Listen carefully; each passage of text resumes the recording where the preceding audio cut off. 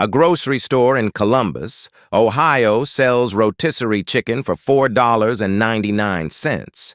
It costs them $7 to make each one. That is a $2 loss on every chicken. And they sell 100 of them every single day. Her accountant told her to raise the price. She refused.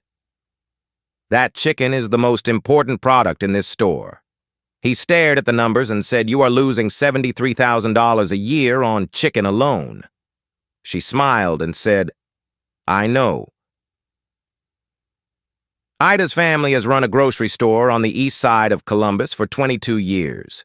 Her father opened it, and when he retired, she took over.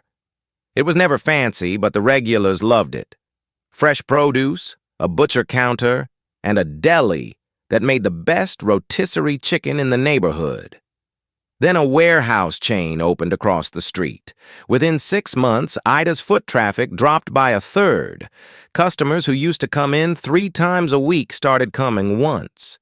The warehouse had lower prices, bigger parking, and one thing Ida could not compete with: a $4.99 rotisserie chicken. Ida tried everything. She ran coupons in the local paper. She put up a loyalty card program. She even extended her hours to stay open until midnight. Nothing worked. Every month the register showed less, and the overhead stayed the same. She was 3 bad months away from closing the doors her father built. One morning, a man in a Navy windbreaker walked in and bought a rotisserie chicken. He came back the next day and did the same thing. By the 3rd visit, he was chatting with the deli counter staff. His name was Boyd, and he had just retired from 30 years in the grocery business. Boyd noticed something. Ida's chicken was delicious, but she was charging $8.99. He waited until the store was quiet one afternoon and leaned across the counter. He said, "Your chicken is too expensive." Ida laughed and said it barely covers the cost. Boyd shook his head and said, "No, your chicken is not expensive enough to lose money on." Boyd explained the strategy he had used for decades. You sell the chicken at $4.99, below cost.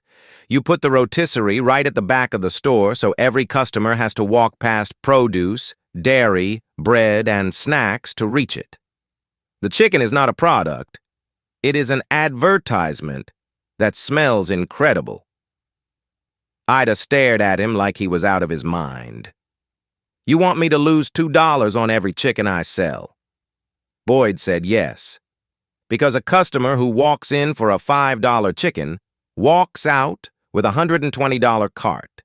The chicken gets them through the door. The aisles do the rest.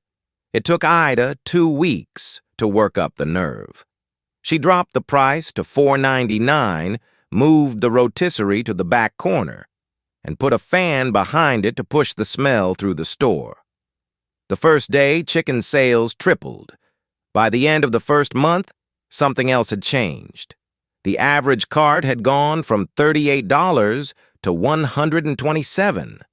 6 months later, the store that was 3 months from closing had its best quarter in 22 years. Ida called Boyd and told him the numbers. He laughed and said, "I told you, the chicken was never the product. The walk through the store was the product." Here is where the math gets interesting. Each rotisserie chicken costs $7 to produce: seasoning, raw poultry, electricity, and labor. Ida sells it for $4.99. That is a $2.01 loss on every single chicken. She could raise the price and break even, but that would destroy everything. Ida sells 100 chickens a day. At a $2 loss, that is $200 a day in losses.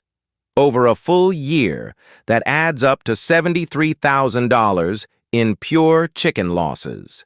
The accountant was right about the numbers, but he was looking at the wrong product, because 70% of the people who walk in for that chicken do not leave with just the chicken. They walk past 14 aisles to reach the rotisserie at the back of the store.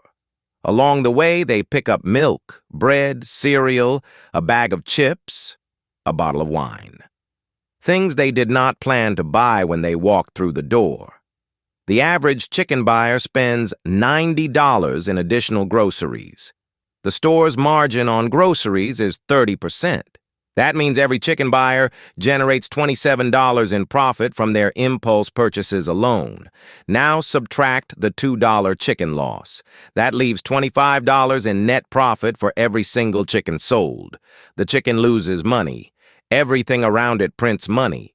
100 chickens a day times $25 in net profit. That is $2,500 every single day. Multiply that by 365 days, and you get over $900,000 in additional annual profit. All driven by a product that the accountant wanted to kill because it loses $2 on every sale. The loss is not a cost. It is a 12-to-1 return on investment. And there is one more number. Placement. The rotisserie sits at the back of the store. Every customer walks past 14 aisles to reach it. Research shows that each additional aisle a customer passes increases their basket by 17%. The smell is the hook. The floor plan is the sales funnel. Ida figured this out in a family grocery store. Costco figured it out decades ago. Their $4.99 rotisserie chicken loses an estimated $30 to $40 million a year. They do not care. They built a $450 million poultry processing plant in Nebraska just to keep that price at $4.99. Why? Because Costco's internal data shows that chicken buyers spend an average of $170 per visit. Costco does $227 billion in annual revenue. A meaningful percentage of that walks through the door because of a chicken that costs less than a cup of coffee.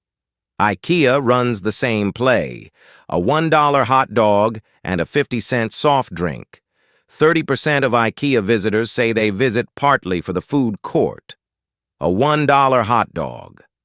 Pulling customers past bedroom sets, bookshelves, and kitchen islands worth thousands. Amazon sold the Kindle at cost for years. No profit on the device at all. But every Kindle owner bought an average of 40% more books and digital content than before. The pattern is always the same. Lose money on the thing that gets them through the door. Profit on everything behind it. The chicken was never the product. The aisle was the product. Ida did not start making money when she sold more chicken.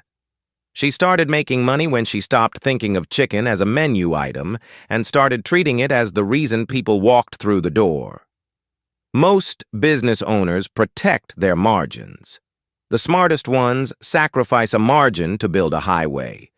The lost dollar breaks down the math behind counterintuitive business moves.